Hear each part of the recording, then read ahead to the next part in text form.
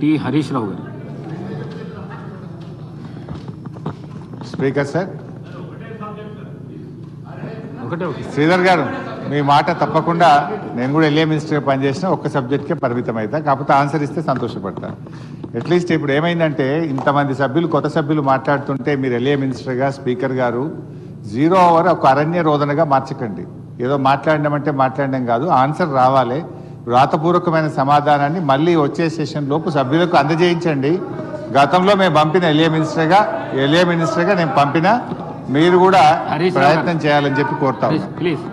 అధ్యక్ష, నేను ఈ ఉద్యోగులకు సంబంధించినటువంటి అంశం మాట్లాడాలనుకుంటా ఉన్నాను.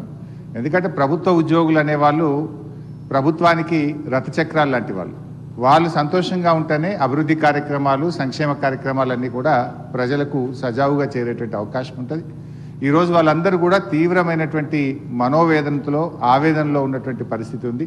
ముఖ్యంగా దేశంలో ఎక్కడ లేని విధంగా ఈరోజు రాష్ట్ర ప్రభుత్వ ఉద్యోగులకు 6 డిఏలు పెండింగ్లో ఉన్నటువంటి పరిస్థితి.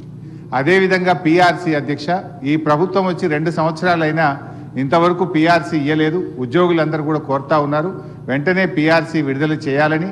గతంలో కేసీఆర్ గారు 43-39% పిఆర్సీని మా ప్రభుత్వం ఇచ్చింది అధ్యక్ష.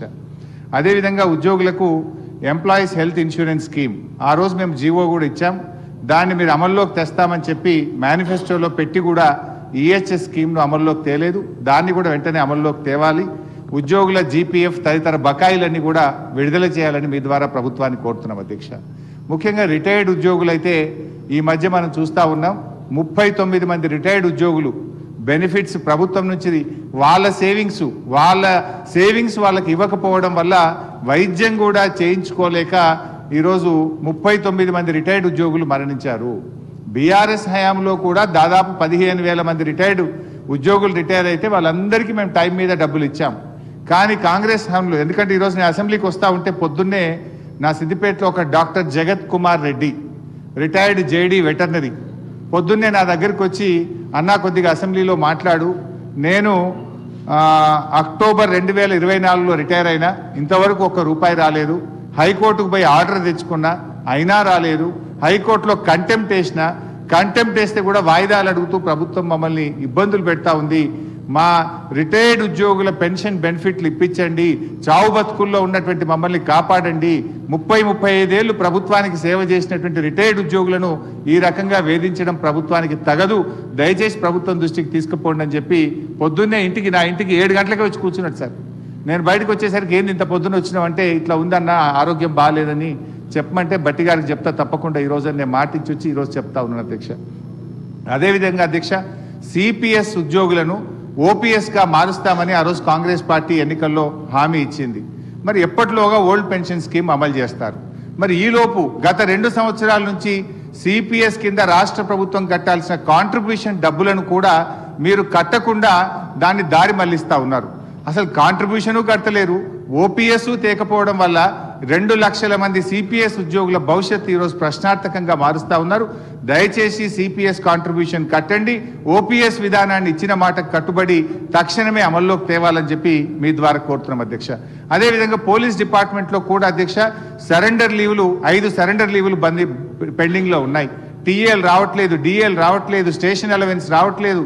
మొన్న ఒక జూబ్లీ హిల్స్ ఎలక్షన్ ఉంటే యూసఫ్ గూడ బటాలియన్ మాత్రం సరెండర్ లీవులు, టీఏ డిఏలు ఇచ్చిండ్రు.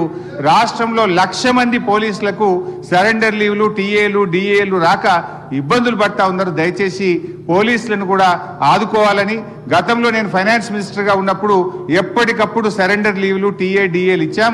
ఈ ప్రభుత్వం వచ్చిన 2 సంవత్సరాల నుంచి పెండింగ్లో ఉన్నాయి కనుక వాటిని విడుదల చేయండి. ఇలా పోలీసులు కూడా తీవ్రమైనటువంటి ఆవేదనలో ఉన్నారు. పోలీసులకు ఉండే ఆరోగ్య భద్రత స్కీమ్ కూడా బంద్ చేసిండ్రు. మీరు ₹1,00,000కే పరిమితం చేసిండ్రు. పోలీస్ కానిస్టేబుల్ చాలా ఇబ్బంది పడతా ఉన్నారు. ఆరోగ్య భద్రతను పునరుద్ధరించండి, గతంలో మాదిరిగా కార్పొరేట్ వైద్యం పోలీసులకు అందించాలని చెప్పి కోరుతూ కాంగ్రెస్ పార్టీ ఎన్నికల మేనిఫెస్టోలో తక్షణమే మేము ఉద్యోగులకు పిఆర్సీ ఇస్తాము, పెండింగ్ డిఏలు ఇస్తాము, బకాయిలు ఇస్తాము, ఓపీఎస్ తెస్తామని మాట ఇచ్చి ఈరోజు కాంగ్రెస్ పార్టీ 2 ఏళ్లైనా అమలు చేయకుండా మోసం చేస్తా ఉంది. జరిగిన అన్యాయం ఇప్పటికే చాలా జరిగింది. తక్షణమే ఇప్పటికైనా ఉద్యోగులకు, రిటైర్డ్ ఉద్యోగులకు, పోలీసులకు ఇచ్చిన హామీకి కట్టుబడి ఉండి మేలు చేయండి అని చెప్పి మీ ద్వారా ఆర్థిక మంత్రి డిప్యూటీ సీఎం గారిని నేను కోరుతా ఉన్నా అధ్యక్ష. జిల్లా మినిస్టర్ గారు. అధ్యక్ష, గౌరవ సీనియర్స్ శాసనసభ్యులు హరీష్ రావు గారు ప్రస్తావన చేసిన అంశాలన్నిటిని కూడా నోట్ చేసుకున్నాం అధ్యక్ష. కానీ